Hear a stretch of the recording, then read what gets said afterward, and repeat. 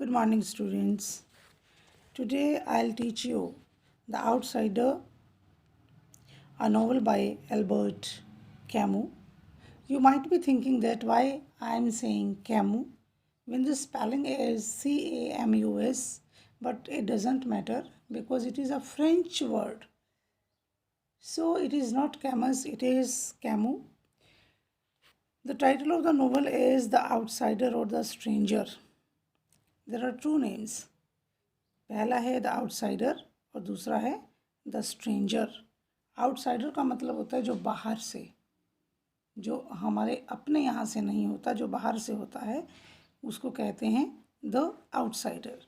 अब इसमें आउटसाइडर से पहले जो है द लगा हुआ है विच इज़ डेफिनेट आर्टिकल, और आप जानते हैं कि द जो है किसी भी स्पेशल चीज़ के लिए लगता है। जैसे ये आउटसाइडर जो है it is not normal outsider but ये स्पेशल है, और ये टाइटल है हमारे नॉवल का। द स्ट्रेंजर भी, स्ट्रेंजर होता है अजनबी। अजनबी क्या? whom we don't know, who he is, from where he is. तो ये जो द आउटसाइडर है या द स्ट्रेंजर है एल्बर्ट कैमू का एक फेमस नॉवल है जो 1942 में पब्लिश हुआ। और जब भी हम किसी नॉवल की बात करते हैं, प्ले की बात करते हैं, तो सबसे पहले हमारे सामने थीम का क्वेश्चन आता है कि थीम क्या रहा है नॉवलिस्ट का, या उसका आउटलुक क्या रहा है। थीम एंड आउटलुक, उसका दृष्टिकोण क्या है, what does he wants to convey, अपने नॉवल के थ्रू क्या कहना चाहता है जो नॉवलिस्ट है। तो जहाँ हम आउटसाइडर की बात करते हैं, द स्ट्रेंजर की बात करते हैं, ये नोवेल शो करता है जो एल्बर्ट कैमू है उसका आउटलुक, उसकी फ़िलोसफी। और उसकी फ़िलोसफी क्या थी? एब्सर्ड एंड एग्जिस्टेंशियलिज्म की। वो फेमस है एब्सर्डिस्ट और एग्जिस्टेंशियलिस्ट के रूप में। और जैसा कि मैंने पहले एक वीडियो शेयर किया था उसमें आपको एक ब्रीफ इंट्रोडक्शन दी थी द आउटसाइडर की, और आज मैं समरी जो है with critical comments and with reference to the questions आप लोगों के साथ डिस्कस करने वाली हूँ।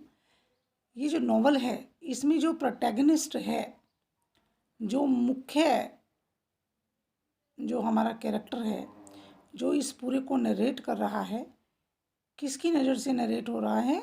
वो है मरसॉल्ट। मरसॉल्ट भी कह सकते हो, म्यूरसॉल्ट भी कह सकते हो, it is a name, you can pronounce it as you like. वो जो है एक फ्रेंच एल्जीरियन है और बड़ा ही इनडिफरेंट उसका जो आउटलुक है वो रहता है। कितना इनडिफरेंट कि मान लीजिए किसी की लाइफ में मदर की डेथ हो जाए तो इससे बड़ी ट्रेजेडी कोई हो नहीं सकती, लेकिन जो मरसॉल्ट है उसको ये चीज़ ज़रा भी 1% भी उसको डिस्टर्ब नहीं कर सकती। ही इज़ एज़ यूजुअल, जैसे वो डेली के रूटीन के अपने काम करता है वैसे ही सब कुछ करता रहता है। उसको मदर का जो डेथ हुआ उससे कोई भी फ़र्क नहीं पड़ता। और ऐसे ही कि जो नॉवल है उसमें ये दिखाया जाता है कि कैसे सिर्फ सूरज की गर्मी से तंग होकर वो मर्डर कर देता है, और मर्डर करने के बाद भी उसको किसी भी तरह का कोई भी पश्चाताप नहीं है, बिल्कुल भी उसको, वो अपने एक्शंस के लिए रिपेंट नहीं करता। तो ये जो नॉवल है इसकी जो स्टोरी है वो डिवाइडेड है 2 पार्ट्स में, और नॉवल के अंदर फर्स्ट पर्सन नैरेटिव है, मर्डर से पहले भी और मर्डर के बाद भी। अब मर्डर किसका कर देता है? वो एक अरब है, अरब व्यक्ति है, और मेन बात यह है कि उसका नाम नहीं दिया गया प्ले में, उसको अरब ही कहा गया है। और उसके बाद जो ये नॉवल है इसके ऊपर इम्पैक्ट है वर्ल्ड वॉर का। वर्ल्ड वॉर जब ख़त्म हुआ, इसके फादर जो थे वो आर्मी में थे, इन्फेंट्री में एज ए सोल्जर काम कर रहे थे, and he was killed in the war. तो उसके बाद क्या हुआ कि ये अभी जो हमारा एल्बर्ट कैमू है सिर्फ 1 ही साल का था, और इसके फादर का नाम था लूशियन, जो कि एक पुअर एग्रीकल्चरल वर्कर था, और वो बैटल में मारा गया 1914 में, जो बैटल हुआ था फर्स्ट वर्ल्ड वॉर, और वो उस टाइम सर्व कर रहा था उनकी इन्फेंट्री रेजिमेंट में। तो एल्बर्ट फिर किसके साथ रहा? अपनी मदर के साथ रहा। उसका एक भाई भी था जो उससे बड़ा था, और ये दादी के साथ, अंकल के साथ रहा। कंडीशंस इनकी पुअर थी, बट ये जो बच्चा था एक ब्रिलियंट बच्चा था। ही एक्सेल्ड इन स्टडीज़, फुटबॉल का प्लेयर था, गोलकीपर रहा ये अल्जीरियन यूनिवर्सिटी टीम में, जब इसका एडमिशन यूनिवर्सिटी में हो जाता है। लेकिन इसका जो एथलेटिक करियर था वो तब बर्बाद हो गया जब इसको टीबी डायग्नोज हो जाती है। तो फिर इसने कुछ हेल्प इसकी गवर्नमेंट ने की, क्योंकि ये सोल्जर का बेटा था, और कुछ इसने फिर ओड वर्क्स करे, छोटे छोटे काम किए पैसे कमाने के लिए, जैसे प्राइवेट ट्यूटर का काम किया, कार पार्ट्स क्लर्क का काम किया, असिस्टेंट का काम किया, अलग अलग इंस्टीट्यूट्स में, अलग अलग जगह, so that he can meet his both ends. और तरह तरह के काम किए इसने अलग अलग। और स्टडीज़ में he was a very brilliant student, और इसको नोबेल प्राइज़ मिला। नोबेल प्राइज़ इसको मिला 44 साल की उम्र में, जबकि इससे पहले रुडयार्ड किपलिंग को मिला था, वो 42 ईयर्स का था। तो ये सेकंड यंगेस्ट वन था जिसको नोबेल प्राइज़ मिला लिटरेचर के लिए। और इसके अफेयर्स भी रहे। इसका पहले इसने शादी की साइमन हाई से, HIE स्पेलिंग्स हैं, और लेकिन ये मैरिज जो थी ये चल नहीं पाई, टूट गई ये। क्यों टूट गई? बिकॉज दोनों ही सीरियस नहीं थे, दोनों ही की तरफ से इनफाइडेलिटीज़ थे, दोनों की तरफ से इनफाइडेलिटीज़ थी। वो एक दूसरे के प्रति बिल्कुल भी फेयर नहीं थे। फिर इसने दूसरी शादी की। ये शादी टूटने के बाद फ्रेंसिन फ्योर्ड से, जो एक पियानिस्ट थी एंड मैथमेटिशियन थी, और इससे भी अलग एक एक्ट्रेस थी जो स्पेनिश बोर्न थी, उसका नाम था मारिया सेजर्स, उसके साथ भी ये इन्वॉल्व था। और इसने फिर ये नॉवल लिखा फिलोसफी ऑफ एब्सर्डिज्म के लिए। He is very well known. Existentialist के रूप में भी इसको माना जाता है, लेकिन ये खुद को एग्जिस्टेंशियलिस्ट नहीं मानता।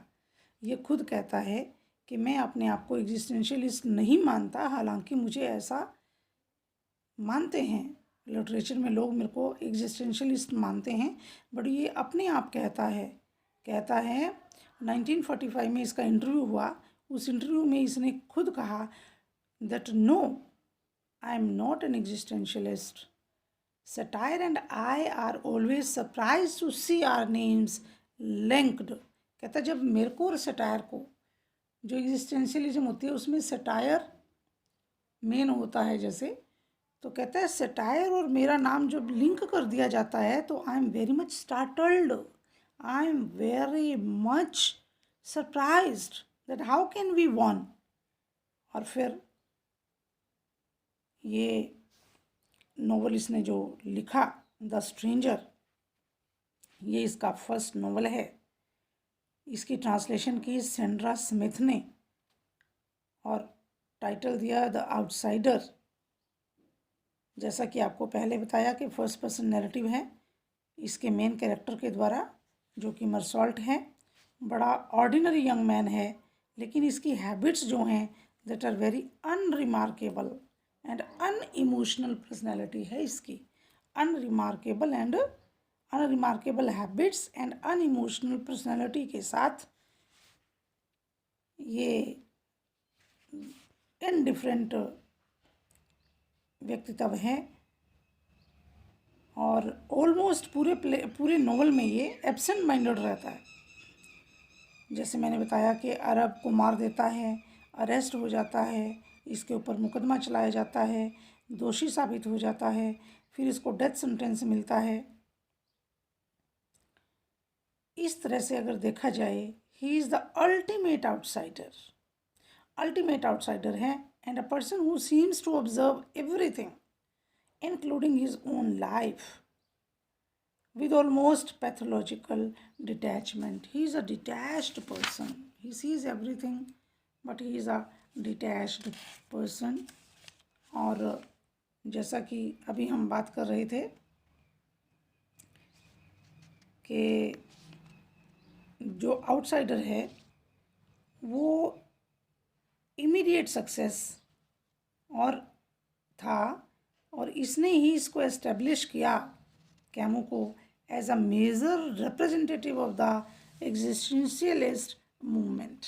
लेकिन उसकी वर्डिंग भी मैंने आपको बताई पहले कि ये क्या फील करता है अपने बारे में। तो ये जो हमारा नॉवल है ये 2 पार्ट्स में है। 2 पार्ट हैं। जब नॉवल शुरू होता है हम क्या देखते हैं कि जो मिर्सॉल्ट है ये एक शिपिंग क्लर्क है अल्जियर्स में, जो कि एक सिटी है नॉर्थ अफ्रीका में। और बिल्कुल स्टार्टिंग कैसे होती है कि इसको एक टेलीग्राम मिलता है और उस टेलीग्राम से इसको पता चलता है कि इसकी मदर जो है उसकी डेथ हो गई है। और जैसे इसको पता चलता है कि मदर की डेथ हो गई है, ये तभी की तभी उसी आफ्टरनून को बस ले लेता है अल्जियर से और 50 मील तय करके जाता है मेरंगो में उसके फ्यूनरल के लिए, क्योंकि फ्यूनरल बहुत ज़रूरी है। फिर जब ये वहाँ पहुँचता है, क्योंकि इसकी मदर जो है एक ओल्ड एज होम में रहती थी। क्यों रहती थी? Because she was ill. और जो ये मिर्सॉल्ट था इसके पास इतने पैसे नहीं थे कि ये अपनी मदर का इलाज करा सके, इसका काम नहीं चलता था, मीगर इनकम थी इसकी। तो ये वहाँ पर जाता है और इसको डायरेक्टर मिलता है, और जो डायरेक्टर है वो इसको मॉर्चरी में ले जाता है, मॉर्चरी जहाँ पर मुर्दा रखे जाते हैं, मुर्दा घर जिसको बोलते हैं, जहाँ पर इसकी मदर जो है she lies in a coffin में वो लेटी हुई है।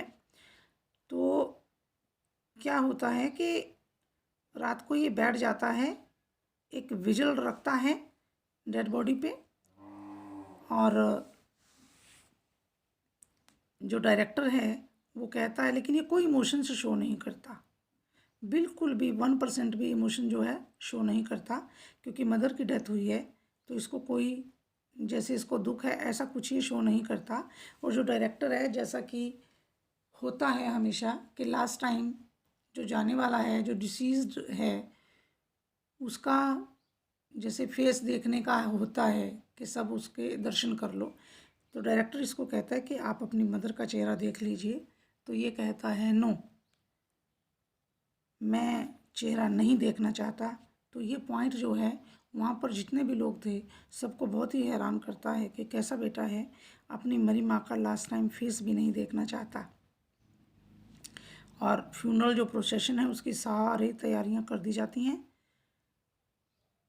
और रात को जब ये बैठा होता है तो वहाँ पर और लेडीज़ भी आती हैं पूरी रात बैठने के लिए, जो वृद्धाश्रम में साथ थी, फ्रेंड थी और इसकी मदर की। और एक और व्यक्ति आता है स्पेशली वहाँ बैठने के लिए, जो उसकी मदर के बहुत ही क्लोज था, वो भी फ्यूनरल प्रोसेशन में पूरा साथ देता है। और इसको जब पूछा जाता है कि आपकी मदर की जो एज थी वो कितनी थी, तो ये आंसर नहीं कर पाता एग्जैक्टली, यानी इसको पता ही नहीं था कि मदर की एज कितनी थी। ये इतना केयरलेस जो है बेटा था, क्योंकि वो एग्जैक्ट एज जानता ही नहीं था। और अगली सुबह एक यंग वुमेन इसको मिलती है, ये अपनी जो मदर है उसका फ्यूनरल प्रोसेशन कर देता है, पूरा क्रिमेशन हो जाता है। फ्यूनरल प्रोसेशन के बाद उसका फ्यूनरल प्रोसेशन चलता है और जाके सारे जितने भी इनके रीति रिवाज के अकॉर्डिंग होता है वो सारे का सारा काम इनका पूरा हो जाता है, प्रोसेशन ओवर हो जाता है और वो जो वापस आ जाता है जहाँ पे ये जॉब करता है, अल्जियर्स में जैसे रहता है। तो अगले दिन इसको जो मिर्सॉल्ट है एक यंग वुमेन मिलती है जिसका नाम है मैरी कार्डोना, जो कि पहले इसकी कलीग रही है, ऑफिस में इसके साथ काम करती थी, टाइपिस्ट थी। और दोनों ही वो स्विमिंग के लिए जाते हैं, फिर कॉमेडी फिल्म देखते हैं इकट्ठे, और वो रात को इसके साथ रहती है रिजल्ट के अपार्टमेंट में ही। और ये बड़ा खुश है। जब मैरी को ये पता चलता है इसकी ब्लैक नेकटाई देख के कि ब्लैक नेकटाई क्यों आपने पहनी हुई है, क्योंकि ब्लैक नेकटाई जो है वो एक सिंबल है। किस चीज़ का सिंबल है? वो सिंबल है मॉर्निंग का, MOURNING। दुख व्यक्त करने के लिए काले कपड़े जैसे लोग पहनते हैं, जैसे कि ये फॉरेन का कल्चर है। तो मैरी को जब पता चलता है, वो इसको पूछती है कि आपने ब्लैक नेकटाई क्यों पहनी हुई है। At that time he answers that my mother passed away yesterday only. तो मैरी इसका बिहेवियर देख के बड़ी हैरान है कि ये टुडे मॉर्निंग से मेरे साथ है और हमने हर तरह से एंजॉय किया। इसको ज़रा भी नहीं है कि कल ही इसकी मदर की डेथ हुई है। She died only the previous day. तो ये इसको बहुत ही फील होता है मैरी को। और फिर द नेक्स्ट डे ये खूब खाता है, लोगों को देखता रहता है गली में आते जाते। फिर इसके दो नेबर इसको मिलते हैं। एक उनमें ओल्ड मैन है जिसका नाम है सेलेमेनो, और उसका एक डॉगी है। और डॉगी जो है उसका, वो अपने डॉगी को बड़ा ही प्यार करता है। लेकिन इसका डॉगी जो है वो गुम हो जाता है, और गुम हो जाता है, ये रो रहा है कि इसका डॉगी गुम हो गया है। ये बड़ा ही परेशान होता है कि ये डॉग के लिए रो रहा है, और इसके दिमाग में कहीं ना कहीं आती है कि ये क्यों डॉग के लिए रो रहा है, कि मैं तो अपनी मदर के लिए नहीं रोया जिसकी मदर गुजर गई है, और ये एक अपने डॉग के लिए रो रहा है। फिर इसको दूसरा फ्रेंड मिलता है रेमंड। तो ये इसकी अनइमोशनल सेंसिटिविटी जो है उसको शो करता है कि ये बिल्कुल भी सोशल एनिमल नहीं है, इसको सोसाइटी का कुछ मालूम ही नहीं है।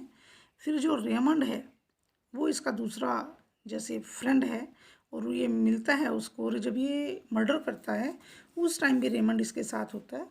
रेमंड के हाथ में पिस्टल होती है, क्योंकि वो जो अरैब है उसकी जो सिस्टर है वो इसके होने वाली वाइफ है, और उसको लगता है कि वो चीट कर रही है। रेमंड को लगता है दैट वो लेडी मुझे चीट कर रही है, और वो उसके भाई को मारना चाहता है क्योंकि उसका भाई उसको परेशान करता है। जो पिस्टल है वो रेमंड के हाथ में होती है, और ये वहाँ पर पिस्टल रेमंड से लेके, क्योंकि वो जो दो अरब थे इनका चेस कर रहे थे वो, और उसका वो मर्डर कर देता है। और जब इसके कोर्ट में ट्रायल चलता है, गवाहियाँ होती हैं, इसको पूछा जाता है इसने क्यों मारा और ये मारता भी कैसे है, उसको शूट कर देता है एक गोली से। तो वो फर्स्ट शूट में मर जाता है, लेकिन ये फिर भी मानता नहीं है, 4 गोलियां और मारता है, क्योंकि यही तो एब्सर्डिटी है कि जब वो एक गोली से मर गया तो 4 गोली क्यों मार रहे हो। This is absurdity. और फिर जब इससे पूछी जाती है सेम बात, और वहाँ पर भी जब कोर्ट में इसको ट्रायल इसके ऊपर चलता है, उसको वो ये नहीं पूछते कि तूने ये मर्डर किया कैसे किया, एक गोली मारी, 4 गोली क्यों मारी एक में जब उसकी डेथ हो गई थी।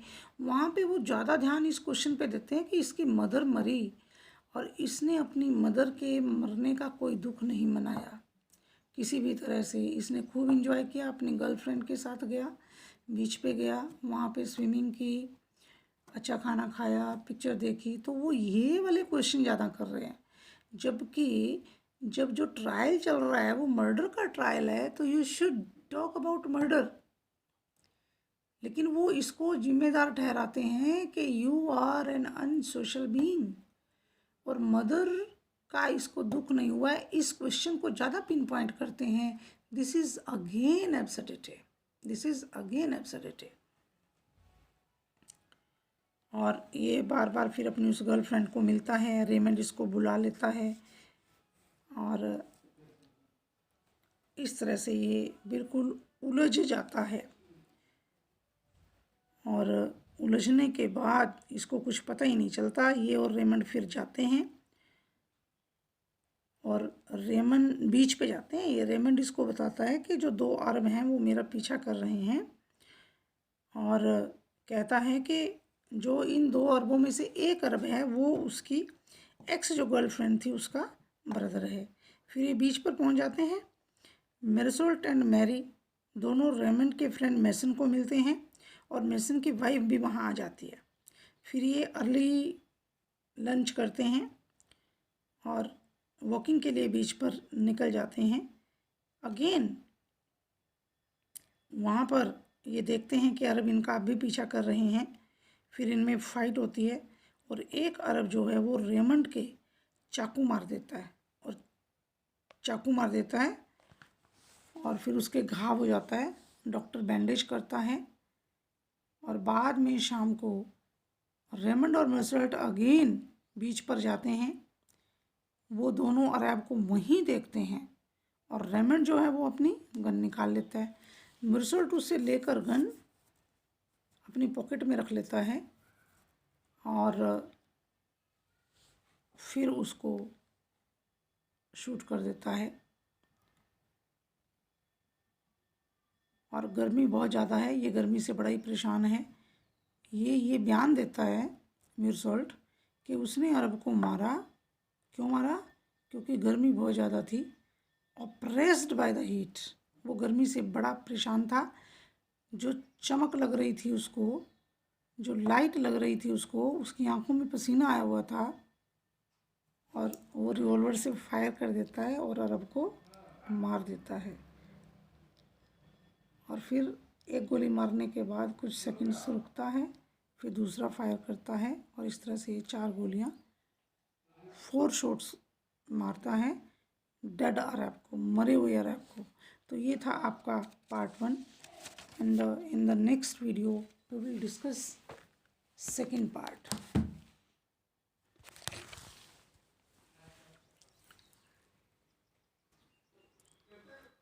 I hope you will listen this video carefully and then like and subscribe my channel.